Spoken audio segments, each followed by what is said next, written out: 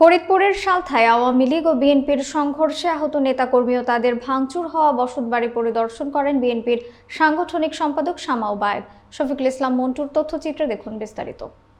4 April শুক্রবার বিকেলে মাঝারদিয়া ইউনিয়নের মুরাটিয়া গ্রামে যান তিনি ও ক্ষতিগ্রস্ত মানুষের পাশে দাঁড়ান এবং গ্রামবাসীকে সাথে থাকার আহ্বান জানান। রাজনৈতিক আধিপত্য বিস্তার কেন্দ্র করে শালনা উপজেলার মুরাটিয়া গ্রামে বৃহস্পতিবার বিকাল 5টা থেকে 6টা পর্যন্ত চলা আওয়ামী লীগ ও বিএনপির সংঘর্ষে 20 জন আহত হন। এ সময় ভাঙচুর করা হয় বেশ কিছু বাড়ি। বোনদের তো কোনো দোষ নাই।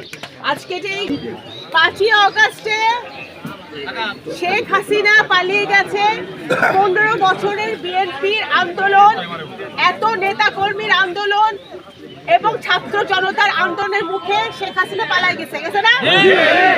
আফসার চেয়ারম্যান যেই কাজটা করেছে বা তার দোসররা যেই কাজটা করেছে সেটা আওয়ামী লীগের একটা জঘন্য চরিত্র।